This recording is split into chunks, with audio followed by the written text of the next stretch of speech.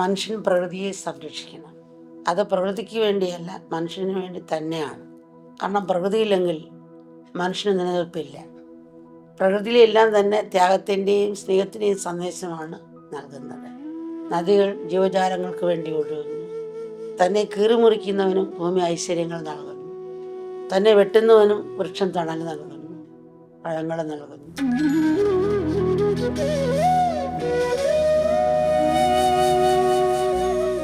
ഒരിക്കലൊരു വീട്ടിൻ്റെ മുറ്റത്ത് മാങ്ങ ഊർത്തിൻ്റെ മാങ്ങ കണ്ടിട്ട് അങ്ങ് തന്നെ കിളിച്ചു വന്നു.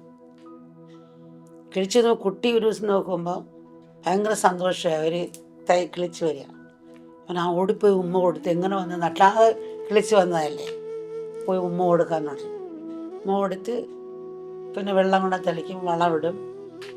ദിവസവും രാവിലെ ഈ മാവൻ്റെ അടുത്ത് പോയി കഥ പറയാൻ തുടങ്ങി. കഥ പറയും. പിന്നെ സ്കൂളിൽ പോകാൻ നേരത്ത് വെള്ളം ഒഴിച്ച് ഉമ്മയൊക്കെ കുടിച്ചാണ് സ്കൂളിൽ പോകുന്നത്. പിന്നെ ഇത് വളർന്ന് വന്നു. അപ്പോൾ അവന് ശാഖകൾ വരാൻ തുടങ്ങി. അപ്പോൾ ആ തണലത്ത് പോയി ഒന്ന് പുസ്തകം വായിക്കും. പിന്നെ അതിൻ്റെ സൈഡിൽ ആ ശാഖയിൽ ഊഞ്ഞാൽ കെട്ടി അതിൽ നാടും. കാറ്റ് കൊണ്ട് പുസ്തകം പഠിക്കുകയും ഊഞ്ഞാലാടുകയും അവനോട് ഇങ്ങനെ കഥകൾ, സ്കൂളിൽ പോയ കൂട്ടുകാരുടെ കഥകളൊക്കെ പറഞ്ഞു കൊടുക്കും. കെട്ടിപ്പിടിച്ച് ഉമ്മ കൊടുക്കും. അങ്ങനെ മാവ് അങ്ങനെ സന്തോഷിച്ച് ഇരിക്കുകയാണ്. ഭയം വന്നു കഴിഞ്ഞാൽ മാവിന് ഭയങ്കര സന്തോഷമാണ്. അങ്ങനെ പിന്നെ പയ്യൻ അത്ര വരാണ്ടായി. കുറച്ച് വളർന്നു, വലിയ സ്കൂളിലേക്കായി. അവൻ പോകുമ്പോൾ ഈ മാവ് വിചാരിക്കും, എന്നും പഴയ കാലത്താണ് അവൻ ദിവസവും എനിക്ക് ഉമ്മ വന്ന് കഥ പറഞ്ഞ് തിരിച്ചു വന്ന് ഉമ്മ വരും, എൻ്റെ അടുത്തിരിക്കും. ഇപ്പം അവൻ എന്നെ തിരിഞ്ഞു പോലും നോക്കുന്നില്ലല്ലോ എന്ന് വിഷമിക്കും. തിരിഞ്ഞു നോക്കാൻ പോകുന്നല്ലോ, അവൻ തിരിഞ്ഞു നോക്കുമോ എന്ന് മാവ് ഇങ്ങനെ ചിന്തിക്കുകയാണ്. അവനെ തിരിഞ്ഞു നോക്കുകയില്ല. അവനങ്ങനെ സ്കൂളിലേക്ക് പോയി. ഒരു ദിവസം മാവൻ്റെ അടുത്ത് ചെന്നു. മോന് ഭയങ്കര സന്തോഷമായി. ഒരു കാര്യം പറയാൻ വേണ്ടി വന്നതാണ്. എനിക്കൊരു സൈക്കിള് വേണം. നീ ഇത്രയും വളർന്നല്ലോ, എൻ്റെ ശാഖയ്ക്ക് നല്ല വണ്ണമുണ്ട്. ഈ ശാഖ മുറിച്ച് കൊടുത്താൽ എനിക്ക് സൈക്കിള് കിട്ടും. അപ്പം എനിക്ക് നടന്നു പോകേണ്ട, സൈക്കിളിൽ പോകാൻ പറ്റും. അപ്പോൾ മാവ് പറഞ്ഞ്, നിനക്ക് സന്തോഷം തരുന്നതിന് എനിക്ക് സന്തോഷമുള്ളൂ, അവിടെ എനിക്ക് വേദനയില്ല, നീ എടുത്തോ. മാവ് പറയുക. ആ ശാഖ വെട്ടി സൈക്കിൾ മേടിച്ചു. പിന്നെയും മാവൻ നോക്കാറില്ല. സൈക്കിൾ മേടിച്ച് ആളങ്ങ് പോയി. പിന്നെ മാവൻ്റെ വീട്ടിൽ വരാറൊന്നുമില്ല. കുറച്ച് നാൾ പിന്നെ കോളേജിലായപ്പോഴും കൂട്ടുകാരിയൊക്കെ ആയി. തിരിഞ്ഞു പോലിനെ നോക്കാറില്ല. മാവ് ഇങ്ങനെ കാത്തിരിക്കുകയാണ് വരുന്നതിന്. അപ്പോൾ ഒരു ദിവസം എന്ന് പറഞ്ഞ്, ഒരു കാര്യം നിന്നോടിപ്പോൾ പറയാൻ വന്നതാണ്. എനിക്കൊരു കൂട്ടുകാരിയുണ്ട്. നിന്നെ മുറിച്ച് വിറ്റാൽ എനിക്കൊരു ബൈക്ക് മേടിക്കാൻ പറ്റും.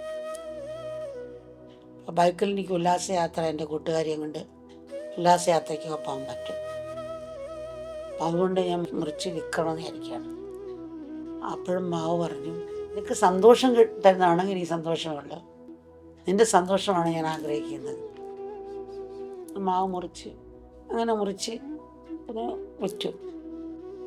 വെറും കുറ്റി മാത്രമായി. ഇവിടെ ബൈക്ക് മേടിച്ച് ഉല്ലാസയാത്രയായി. അങ്ങനെ പിന്നെ വർഷങ്ങൾ കഴിഞ്ഞ് വൃദ്ധനായി. വൃദ്ധനായി, ജോലി കഴിഞ്ഞ് പെൻഷനായി. മാവിൻ്റെ കുറ്റി അവിടെ തന്നെ കിടക്കുക. ഉള്ളിൽ നിന്ന് വേരെടുത്തിട്ടില്ല, കുറ്റി കിടക്കുക. ചെന്ന് കണ്ടപ്പോൾ ഭയങ്കര ദുഃഖം വന്നു. ബാല്യകാലം എല്ലാം വൃദ്ധന് ഓർമ്മ, പ്രായമുള്ള ആർക്കും ഓർമ്മ വന്നു.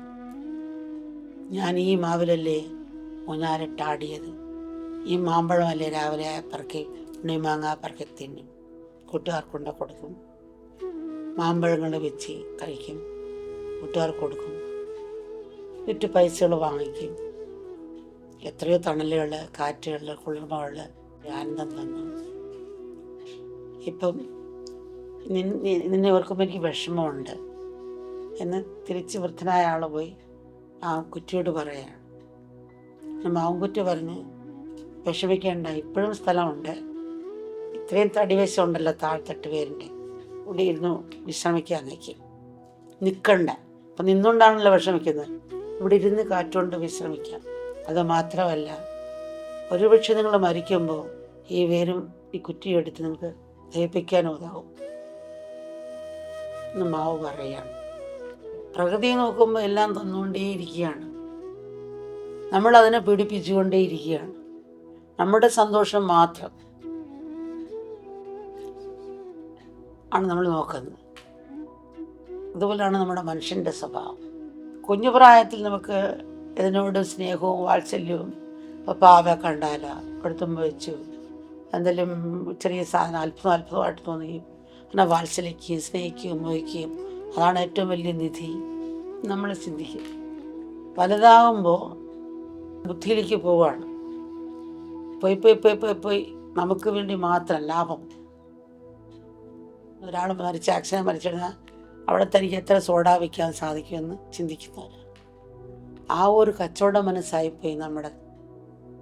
ഇതിൽ നഷ്ടപ്പെടുന്നത് നമ്മളും കൂടിയാണെന്നുള്ള രീതിയിൽ ഈ ഭൂമിയിൽ നമുക്ക് ജീവിതം സാധ്യമാക്കി തീർത്തത് മലകളും നദികളും വൃക്ഷങ്ങളും വള്ളികളും പക്ഷികളും മൃഗങ്ങളും എല്ലാം ചേർന്ന പ്രകൃതിയാണ്. പ്രകൃതിയോടുള്ള നമ്മുടെ കടപ്പാട് തീർത്താൽ തീരില്ല.